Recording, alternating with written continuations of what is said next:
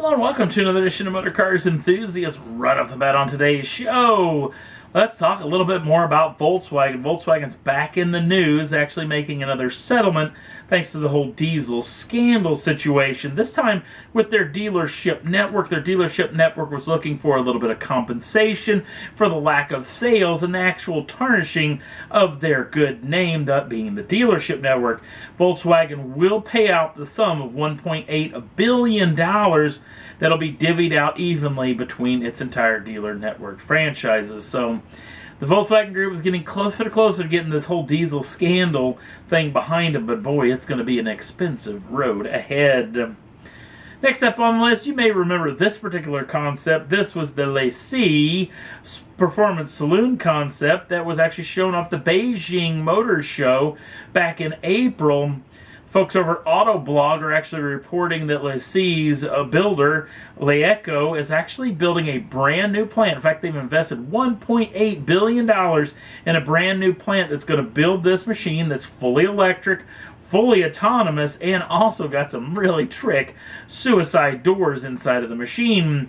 They're looking for a planned production run of 400,000 units per year, which sounds pretty doggone ambitious for this vehicle, but we'll have to wait and see on that front. I do think the thing looks pretty doggone great, so hopefully they'll get the production run up quick and we'll get some numbers as far as what it's going to cost and when you can get your grubby little hands on one. Next up on the list, well, it's been some time since we talked about this. The love child between Aston Martin and Red Bull Racing's Formula One team and their famed designer Adrian Newey, who penned this brand new hypercar called the AMRB 001. Now, we got some new delicious little rumors about this machine thanks to the folks over at topspeed.com, who actually did a little digging on their website looking for some career opportunities. Maybe they were looking for a new job over there. But they found some interesting personnel that they were looking for, including one that would be their automotive drivetrain integration that includes hybridization. They're looking for a specialist in this area, which could mean that the thing could be a hybrid vehicle, but it also could have a KERS or an ERS system that's commonly used in Formula One today. Another person they're looking for is someone to build control systems, that being for powertrain, gearbox, and hybrid setups, also for semi-active suspension, as noticed on their website. If you don't know what semi-active suspension systems, one, you may be a little bit too old to remember, but Formula One, back in the day, I can remember the Williams F1 car from a documentary. The first time I ever seen it, I remembered active suspension, but never remembered it used in this way. This film was called One, which was a documentary about Formula One. If you haven't seen it, it's a pretty good watch. But it shows their Grand Prix car sitting there with their active suspension going through the cycles, sitting in the paddock area. It kind of looked like the car was on hydraulics, a Grand Prix car on hydraulics. It was pretty wild to lay your eyes on. And they had perfected this active suspension system that was later banned by the FIA for no longer use in Formula One. Apparently, Adrian Newey may have a little bit of love for that old system from back in the day and want to put it on this brand new hypercar. So we'll keep you in tune if any of this stuff turns out to be true. One thing that is true is the brand new ZL1 is fast, and it's fast for a reason, at least to the, or I should say quick, I guess, from the 0 to 60 runs, because General Motors is releasing that the ZL1 is going to be able to do a 0 to 60 jaunt in just one gear, that being first gear. Now, right off the bat, that means that this thing is going to have a pretty tall first gear, but the fact that this vehicle does weigh quite a bit less thanks to that brand new Alpha platform, also the fact that that 6.2-liter LSA supercharged V8 makes 650 horsepower and 650 pounds-feet of torque.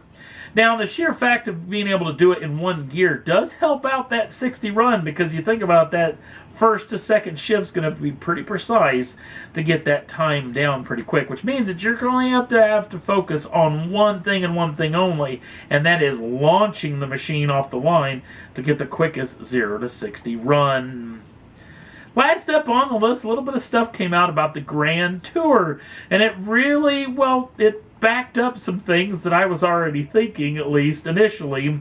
over the past several weeks. It started off with a conversation I had with my brother as we were coming back from watching a movie. And we were kind of talking about Top Gear. He hasn't seen the new Top Gear because he doesn't get BBC where he lives. And then we got to talking about the Grand Tour, and he was asking me some questions about it, like, was the Stig coming along? Were they going to have lap times and the like? And I was like, listen, none of this show is going to look anything like the old Top Gear. I'm assuming it was going to look a lot more like the US Top Gear, just dealing in challenges itself, even though it is going to have an in-studio segment. But apparently what I was thinking was true, and then some, because Andy Willman was actually had a little conversation with the folks over at the Telegraph, and actually let out that there is a lot more lawsuits up BBC's sleeve, including the fact that, remember the segment called The News? Well, those two words can't be used on the Grand Tour because they were used on the Top Gear franchise. Another thing that can't be said in this new program is one that's said quite often about Mr. James May, or is something that James May actually says quite often, which you probably already figured out. It is actually a slang term for a rooster. Yes, apparently he can't say that word on this new franchise, which has got me thinking that once this new film's hit the old Amazon Prime airwaves, one thing is, I think there's going to be a fair amount of foul language in this program because they're going to not have the old position like they did in the past with a situation where they're going to have to be on network television and can't say the words they really would like to use.